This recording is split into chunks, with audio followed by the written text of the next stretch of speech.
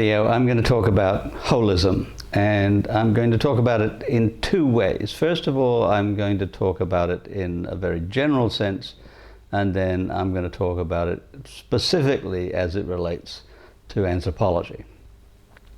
So generally speaking, we can think of holism as being a way of broadening your view, so that, for example, I have a camera pointed at me right now, and one of the things that I could do is I could zoom it in closer and closer and closer and closer and closer, so you can see more and more features of my face. Or I could expand the view. I'm not going to do it because I don't really want to show you my apartment. But if I did, you'd see that I've got a desk over here. I've got a kitchen over here. I've got a dining table over here. My entrance is over here. And back towards my desk is a balcony. And over there is my bedroom. And there's another balcony through there, and so forth. So that gives you a much, much broader picture of my life. And that's how holism works. And I'll give you a very simple example. When I was a professor in the State University of New York, a lot of my students, I mean not a tremendous number, but a fair number, were vegetarians. And they would say that they're vegetarians because they didn't like to harm animals. Very good. But some of them would say, yeah, but I eat eggs and I drink milk. Well, there's a problem there if you think that drinking milk doesn't harm animals. It does. Now, cows are mammals, and all mammals give milk when they have offspring that are newborn. They lactate, and like humans do, and probably most of you are familiar with that one way or another, but all mammals give milk for their offspring.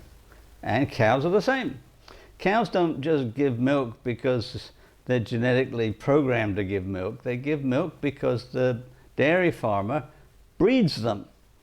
They're either pregnant or have just given birth when they are part of a dairy herd. And what happens is they give birth and the calves are taken away from them. And if it's a female calf, then they keep the calf because it will grow up to be a milk cow. They'll feed it on something, like some kind of artificial milk food or whatever, until it's able to eat grass and so forth. If it's a male, they take it off and put it in a special pen and feed it until it's grown, to a certain size, and then they slaughter it. It's veal. That's where veal comes from. It's baby male cows that have been slaughtered because the dairy farmer doesn't need them. He needs one bull for a whole herd. He doesn't need 20 or 200 bulls for a herd. So if you drink milk, you are assenting to the slaughter of calves. And so if you're holistic about these things, then you can say, all right, I'm not going to drink milk because I don't like harming animals in any sense. So then you become holistic. Now, holism within anthropology is curious because it's got a certain historical flavor to it. And Boas decided that the way that 19th century anthropologists had been studying cultures was really inappropriate. And he thought that each culture needed to be treated in its own terms, and it needed to be treated in 4 different ways. Like the people needed to be studied biologically, they needed to be studied historically, because how they act now is based in part on their own history, which might include written history, but also would include archaeology. They had a language, and we can study the language, and then we can study their cultural behavior. So there are 4 fields, or 4 subfields, and you put them all together and you study the culture holistically.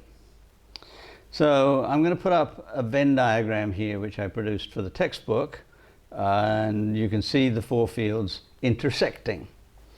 And the good thing about a Venn diagram is that you can see how the different subfields intersect with one another in different ways. Like 2 can intersect together, or 3, and there are all kinds of combinations that you can see up here.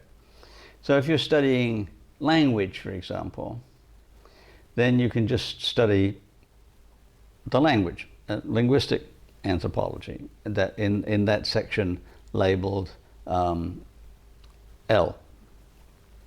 Or you can study the biology of the production of language, which includes your larynx, how you produce sounds, your lungs, your breath, your tongue, your teeth, all those biological factors that go into the production of sound.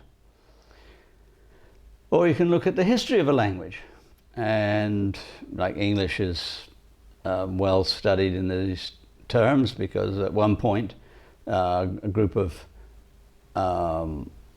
North German speakers came over to England when the Romans left to go and defend Rome in the 5th century.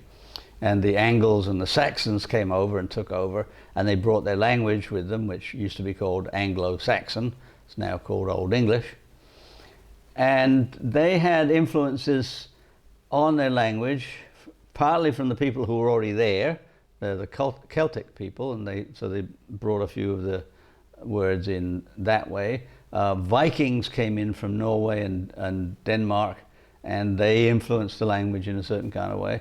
And then Norman invaders came over in 1066, and they brought Norman French with them, and that influenced the language. So you put all of that together, and you have what ended up being medieval and then modern English, and so forth. Now, if you look in the very center of the diagram, you'll see that there are all 4 clustered together, and that's the zone of holism.